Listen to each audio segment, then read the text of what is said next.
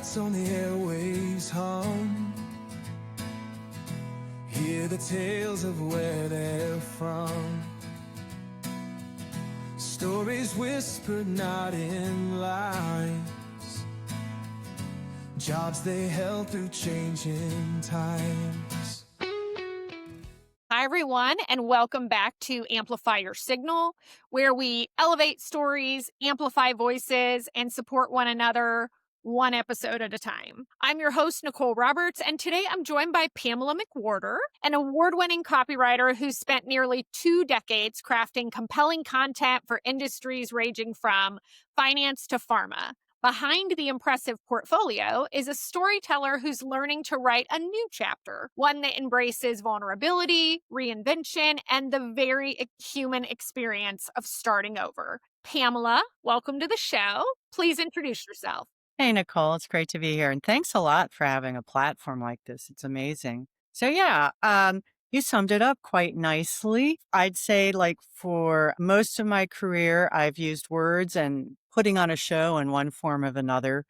I've dressed mannequins. I've partied at the Warner Brothers prop shop. I've even found myself at a Paddington Bear parade inside a mall.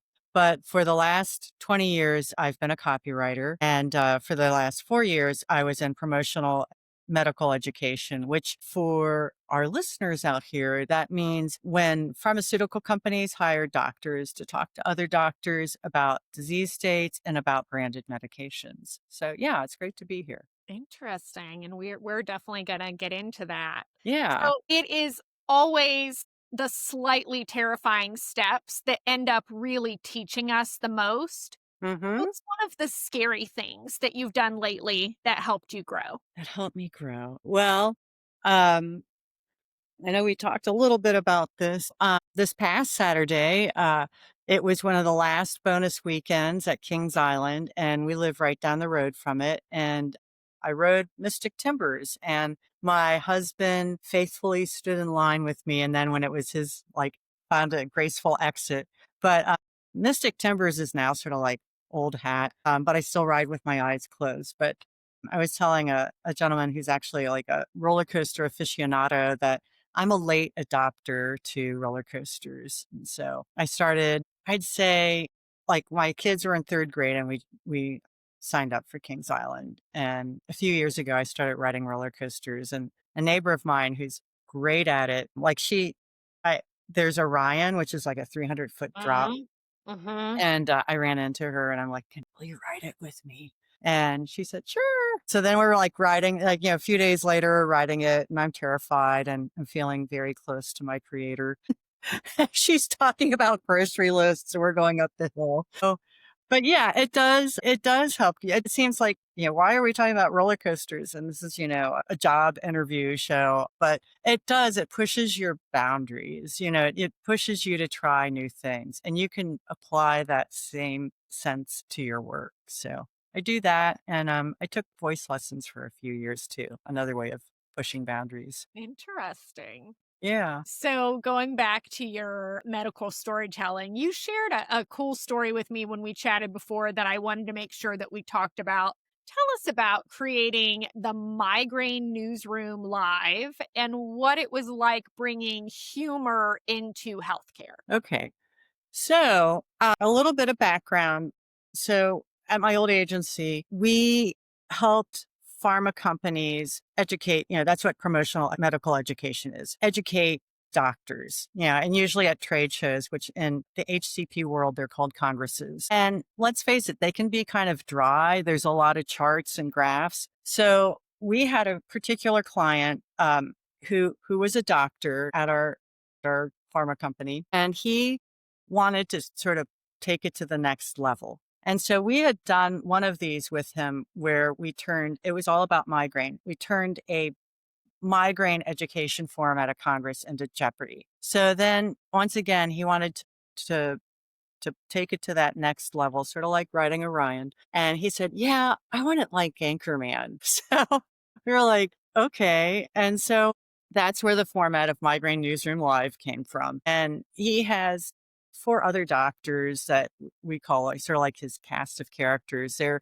they have very big personalities. And so we have at my old job, there's a bunch of very highly educated medical writers, PhDs, PharmDs, and they'll take the medical content that our pharma client wants to present and make sure it's in compliance. And they call it a medical story. It may not seem like a story to you or I, but it is to the medical experts. And you take that and then you sort of craft the dialogue, the show. And so wrote a script with the spirit of Anchorman behind it. And each of our 4 doctors, played a different part of the news team, and they like a whole lot of puns. So you layer in the puns, and then we would get on calls with our client and our newscasters, and we'd go through the script and we edited it, and then they put on a show. And they have confidence monitors just like you would in a newsroom. And they liked it so well. We did Migraine Newsroom live twice. That's so cool. What a great example of using storytelling, particularly to shift how people are receiving complex, heavy information. Humor Right. is such a wonderful bridge for that. I mean, especially in something like healthcare. Right. And I think it was something that's unexpected Mhm. because, these doctors that are sitting in the audience, they're used to pretty dry presentations, and you do have to cover very serious material, but none of that was lost in how we put together the script. It's all has to go through compliance, but it does, pardon the pun, but it makes that medicine go down easier when you have some humor added to it. But imagine that you're connecting emotionally with them as well because you're Right. invoking humor. And so they're even going to remember it better than if it was Exactly. just, one thing after the other that you can't really distinguish them apart. Right. And then we did build in I would say a narrative to reinforce the argument that they were trying to make, that we did make. So, yeah, it I was a love lot that. of fun. I love that. So this is another topic that we discussed, and it's definitely one that we have to talk about because you and I both know the narrative around AI is everywhere right Right. now, especially in writing heavy roles. What has changed the most about your work since AI entered the conversation? Okay, I just want to make an aside. I love AI. I love it. Okay. So Listen, it's my best friend, right? Like, yes, I no, mean, like I AI and told you about I, the way that I use it to do all of the things because I'm a one person show. Like I love it, right? But also I have thoughts. So, yeah. yeah. So when I have been writing copy for 20 years. And when I first entered copywriting, it did actually live up to some of those visions you picture from Mad Men or 30 something. There's a lot of passion. There's a lot of emotion. And I think copywriting changed even before the introduction of AI. And that has to do with the introduction of SEO content Uh, where it's really, when you think about Don Draper or Mad Men, it's all about the big idea and like what's going to move people. With SEO, it's really what's going to move your listing to the top of a search. So that becomes a lot about volume and getting those search words in there. So it was already starting to shift. And AI sort of takes that to the next step in a way, because I think with copywriting, then copywriters sometimes like, why do I need a copywriter? I have AI. But copywriters use AI as well. I've used it for idea generation. And the thing about AI, and I think it's a double-edged sword, it doesn't have emotion. So it's not going to have writer's block. It's not going to be Jack Nicholson in The Shining, where, he's all fun and no play makes Jack a bad boy or whatever. And so that's why, you can give it a prompt and in less than a second later, it can literally write a novel for you. But that's the double-edged sword. It doesn't have emotion. And it's those parts of emotion that I think can make the surprising leaps. I mean, AI, and I'm oversimplifying this, I am not by any means an IT person, but AI is like a vacuum cleaner through the internet. And it's taking all the pre-made human thought, putting it together and reconfiguring it. It has supercomputers that can put things together faster than we can ever imagine, but it's still not something new. I don't have the final answer. I just know that there's some things, which I'll share later, that I think a human writer can do that AI can't do. And you just have to know when to use it, because it's Don Draper, that's emotion and that's a TV show, and businesses are out to make money. So I understand why there's AI. But one final thought. So there's a very famous novelist from the 1800s. She'd go by the pseudonym George Eliot. Her name was Marianne Evans. She'd write these novels called Middlemarch that are literally like 2 inches thick. When she would complete a novel, she would go to bed because it took emotion out of her. It took something out of her. AI doesn't sleep. I hope that answers your question, Yeah, or at no, least gives you some food for thought. like gives you some food for thought. Yes. So let's rewind for a second, because agency life has such a specific culture. What do Right. you find yourself missing or not missing about that world? So agency life has evolved. So the last time I would say I actually experienced agency life, like in the traditional sense, was at a B2B firm that I was at from 2017. There was a lot of human interaction. We sat at big desks and in an open room, and you'd go into rooms and you'd brainstorm together. And I loved that. And we would all take turns. We had to pitch ideas internally, like literally the floor was a stage. One thing I really loved about this particular place is that once a quarter, they would have what they called inspiration sessions, where they would take, let's say, you would team up and you would get like a crazy, like an insane creative assignment, like make a movie in 2 hours, or they did a lot of Iron Chef takes, because this is about 10 years ago or so. So you would team up with people, like you might work with an account person you haven't worked before, or an IT person, but like we would get reconfigured into different teams, and we would come up with, meet that, we would be a team and come up with that challenge. One of my favorite ones, actually, our team came up with and then watched other people do, which was create a holiday card, like a family holiday card, and then tell the story behind it. And they're all like, very different stories. So that that was great. I do miss that. When you're in a remote work setting, you don't get those opportunities to interact. But the other thing with agency life, I mean, I'm out of the loop for a few months, but I haven't been gone from agency life that long. But it has, I think for all agencies, it's evolved. Like that agency I'm talking about, it was bought by another company and then another company. And I think, um,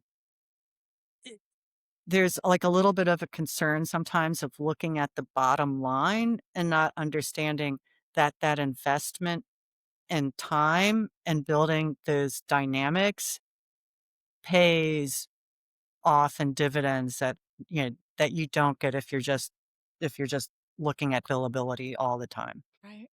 It's Yeah. worth the investment, worth, in the long term. Definitely. Definitely. That shift to remote has reshaped so many of our assumptions about presence and collaboration. How is that changing the way that you show up? That's a good one. Well, I think you have to be just like what you would in 3D life. You have to be yourself. You have to be authentic. Luckily, I'm a good typist, so that means I can sort of type the way I talk. But I do think you have to be intentional with making those connections with people, and especially making those connections with people outside the teams meeting that you're in. One thing that my previous employer did that I thought was really nice. They have different channels. Maybe it's about cooking. Somebody was really into birds, and we were all like, we would join the bird channel. And I thought, that was great. But then also to have like, with that employer, I do have some outside friendships, and every once in a while we'll see each other. I would travel. They would have this running event, and I'd join a few people and we'd run. I'm terrible. One person would say, "Oh, I never run." And it's like, then why are you faster than me? So, you know, so yeah, I think there's ways to make remote work. But especially if you add a little bit of BD contact in there as well. Yeah. I love what you said about the channel with the cooking or with the birds or whatever. Like, what a great way to find ways that we have commonality and just kind of connect as people. I was part of organizations that had like a channel where you shared your pet photos, right? Like Oh, nobody, right. No, we would do that. Yeah, we had, only yeah. sociopaths don't want to see your pets, right? So think that, I mean, that should be just a way that we're weeding people out in the interview process. Speaking of Speaking staying of, pets, yeah, hi, she, Kitty. she I love, decided on cue. I love that. I love it. Okay, I love Emma. it. Off, off. Okay. Love it. So you have been navigating this transition with so much intentionality. I would love to hear what's standing out to you in the job search process. What feels different? Well, it's been, and as my cat sits on my lap, we didn't have this. It's been 17 years since the job search. We didn't have this, all started with COVID, right? Where pets show up in people's Zoom calls. It's the highlight of my day when pets and kids show up in Zoom calls. Honestly, I think one of the biggest changes I've seen is actually the presence of LinkedIn, which is, the Facebook of, it's the social media platform of your resume and talking and networking. And so I've been going to one group called the Northern Kentucky Accountability Group, and they're fantastic. And they've provided a lot of recommendations on how to make the most out of that platform. And one thing I've done in particular, I mean, I've noticed some things on LinkedIn, which I'm happy to share. But one thing I've done for myself is like somebody was saying, like, you have to post all the time. And for somebody like you've been busy working, I know Mhm. some people are great at posting, but I wasn't a regular poster. So I started something called Wednesday Wonders, and it was inspired by my twins. I have 17-year-old twins, and you're supposed to do Senior Sunday. So I've been getting on the Senior Sunday bandwagon where you post pictures of your kids when they're little on Yeah, Sunday on Facebook. So I right. thought, oh, how could I do? So I do Wonder Wednesdays, and I'll highlight something from my portfolio, tell a little short story behind it, call out the company that was involved with it and the colleagues I worked with on it. But yeah, LinkedIn is it's a little bit of the Wild West because you have some people that are like sharing a lot, and like that's their brand though. That's what they do, is they have a very strong emotional presence. They share a lot of their personal life Yeah. on there. And I think you have to know what you're doing to be able to make that your brand. So that's one of the biggest changes. I've also seen that I think employers are a little bit more discerning. You have to go through, I mean, I went through a pretty lengthy interview process for my last employer. But this is it's a little bit of a new level. I heard about video screening, and I have one on my plate. Video screening as far as like the asynchronous one way video screening. Is that what you're talking about? I guess that's what it is. I just received something and it's like, here's your video. And I'm like, great, I have practice right now. And then I Yeah. can do that. Yeah. So, What I'm hearing is that part of the reason for, I mean, one, it's just a matter of being able to have that asynchronous process so that you don't have to try to, herd all the cats and coordinate all the schedules to get people together to have a conversation. They can watch whenever. I used to have a asynchronous platform that we used in one of my former employers, but the other piece is there is so much of AI bots applying to jobs that right. Oh, yeah. a bot cannot complete that asynchronous interview. Speaking of AI and bots, I think I've had a couple of AI bot recruiters. No, So, for sure. Yeah. yeah, new world. What was a key indicator to you that that was a bot? I think it was the email that said, "Hey, this job you applied to, I didn't apply to this job. I've never heard of this company." That Mm, was a clue for me. yeah. I got one that was an email. They made it this is what is frustrating to me because this is a I don't want to say fragile population, but it's a sensitive population. So job seekers are a vulnerable population, That's right? fair, definitely. And when vendors, no matter who they are, reach out and they make it sound like we are interested in you. We have a job that we'd like to talk to you about. And when you engage in the process and what it turns out to be is a resume writing scam or Mhm. some type of thing that is, well, send us your resume so that we can review you for this role.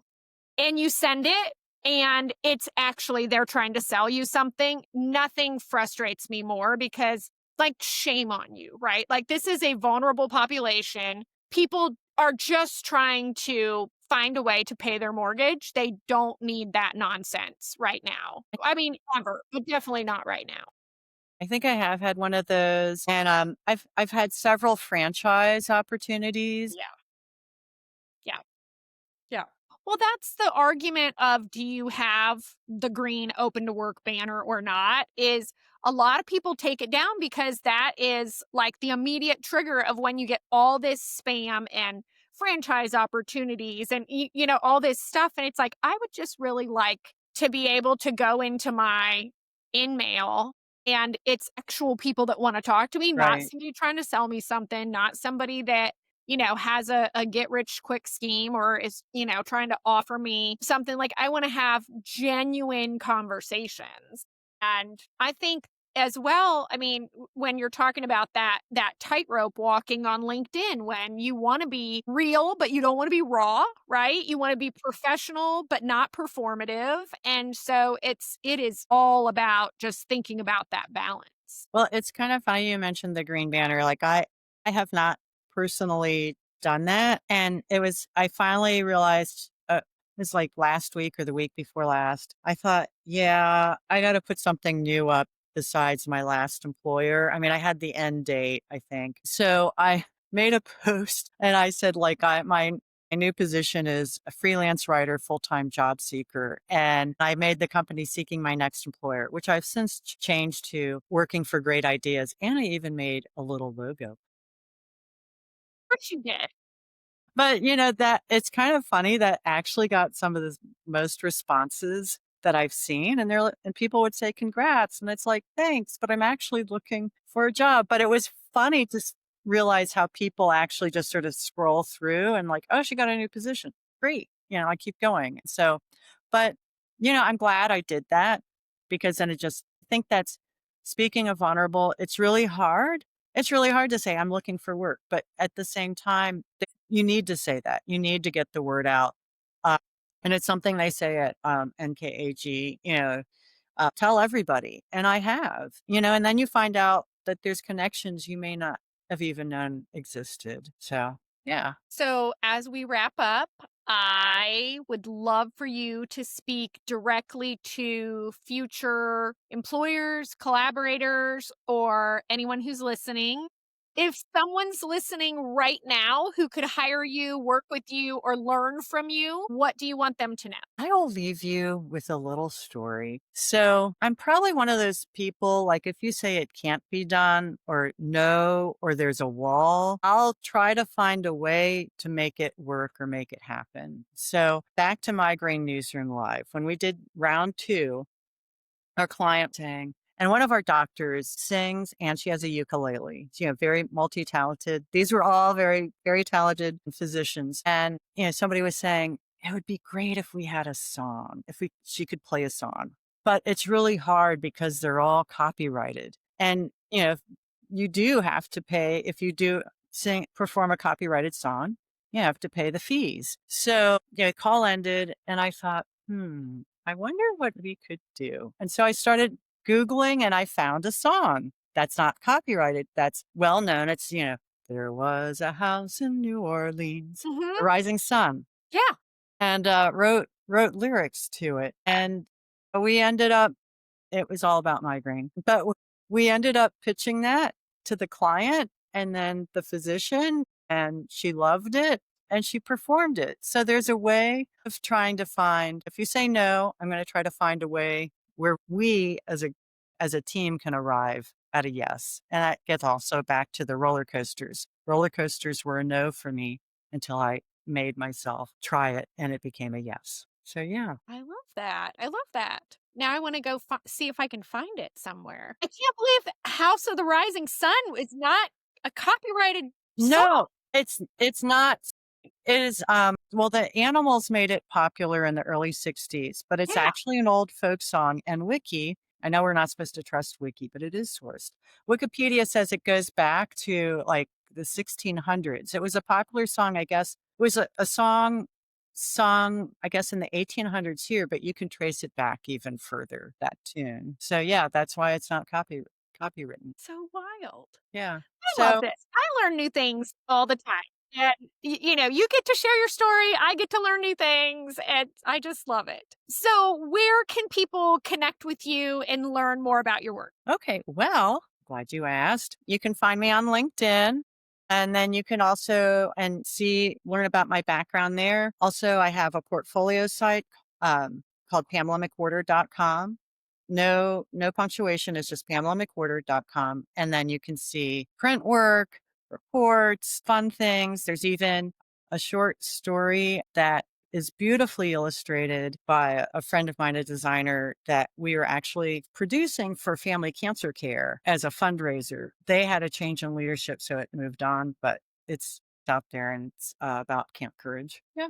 But that's where you can find me. My website, my portfolio is always ready and open to explore. I love So that. thanks a lot, Nicole. Yeah, of course. And we will link to, I say we, like I have a whole team, right? Me and ChatGPT will link to all of those things when I put together the show notes. I just thought about that. I'm like, I always say we, like I've got a whole team. Me Well, and the cats, my interns. you and the cats, me Me and and the the cat. cat and the Yeah, guinea pigs. Yeah, right. I never talked about the guinea pigs, which is probably good. So Thank you so much for joining me, for sharing your voice, your work, your story. You have reminded us that technology can evolve, but what truly resonates are those human moments and the courage to face the unknown and the creativity to just make sense of it and the willingness to tell the truth, even when it's hard. To our listeners, thank you for listening to Amplify Your Signal. If you enjoyed this episode, please share it with your network. Amplify Pamela's story and subscribe on your favorite podcast platform. And join us next time as we amplify voices, elevate stories, and support one another one episode at a time. thank you. Pages blank, but hearts alive. Through their journeys they still strive. Tales of passion, grit and grace. Every journey